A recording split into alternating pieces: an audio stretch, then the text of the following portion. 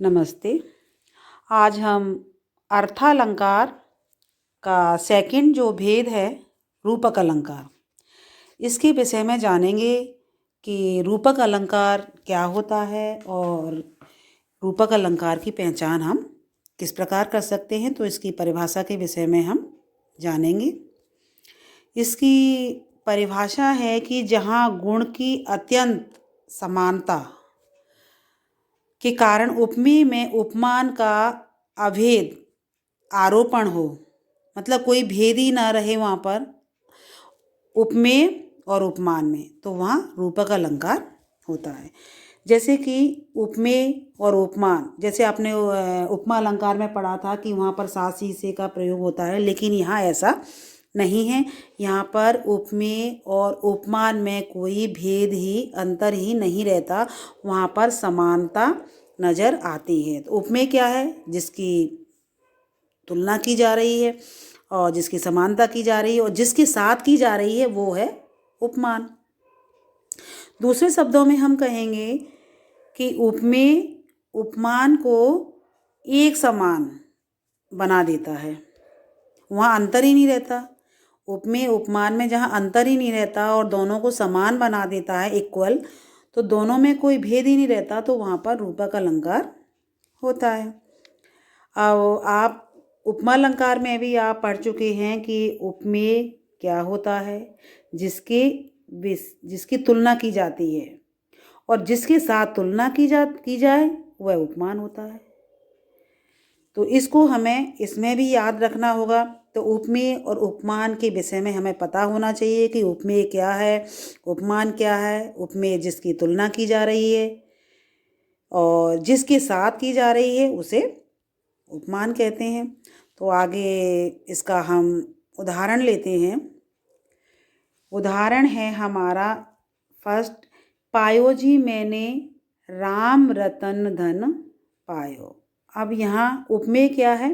राम है और उपमान रतन, लेकिन यहाँ पर कोई भी दोनों में भेद नहीं है। यहाँ जो रत्न पाया है वो राम रूपी रतन है, रतन जो है राम है, तो यहाँ पर कोई भेद ही नहीं है, दोनों में इक्वल समानता है, यहाँ पर कोई भी अंतर नहीं है, तो यहाँ पर रूपक अलंकार है।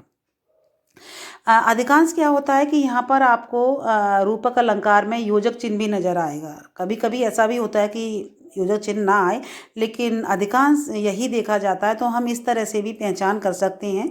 और यहाँ समानता भी आ रही है, योजक चिन्ह भी लगा है, तो योजक चिन्ह पर भी हम थोड़ा ध्यान दे सकते हैं।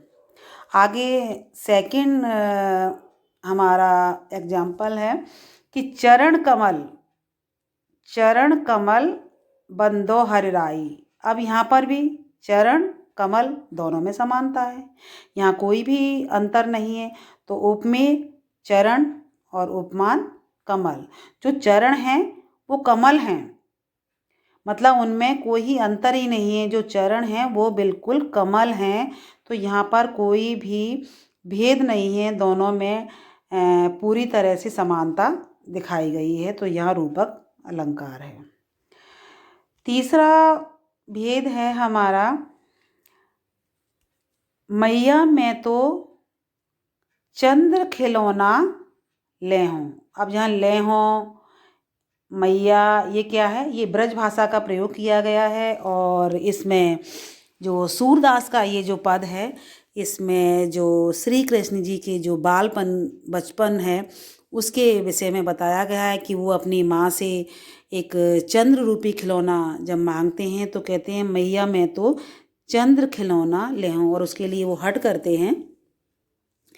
यहाँ पर अब आप देखिए, यहाँ पर ये नहीं कहा कि चंद्र जैसा खिलौना लूँगा मैं, तो यहाँ पर दोनों में बिल्कुल समानता है कि जो खिलौना है वो कौन है? वो चांद ही है, चांद खिलौना, मुझे चांद खिलौना चाहिए, चांद रूपी खिलौना।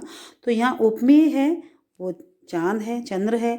उपमान है जिसकी तुलना की जा रही, समानता की जा रही है किसके साथ? खिलौने के साथ। तो यहाँ उपमान है किसके साथ? खिलौने के साथ।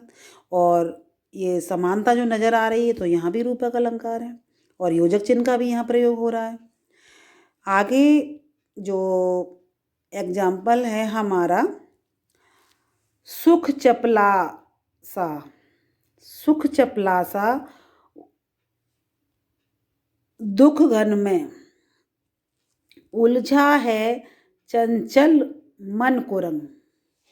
अब यहाँ देखिए कि जैसे मैंने आपको उपमा अलंकार में बताया था कि सा सी से, जब उपमा अलंकार आता है तो सा सी से का प्रयोग किया जाता है। और सुख चपलासा, सुख कैसा है? चपलासा। अब यहाँ चपला का मतलब है बिजली। जब बिजली कड़कती है थोड़ी देर के लिए आती है और गायब हो जाती है, तो सुख कैसा है? सुख क्षण भर के लिए आता है और वो गायब हो जाता है, तो सुख चपला जैसा है। तो यहाँ उपमा अलंकार हो गया इस पंक्ति में। अब यहाँ दुख घन में, अब दुख घन में, जो दुख है कैसा है? घन है, अंधकार में है दुख। और उलझा है चंचल मन को रंग, तो यहाँ उप में दुख हो गया, उपमान घन हो गया, घन रूपी दुख। और यहाँ चंचल मन को रंग, उलझा है चंचल मन को रंग। कुरंग क्या है? कुरंग बोलते हैं हिरण को। अब जो मन की रूपी जो चंचलता है वो कैसी है?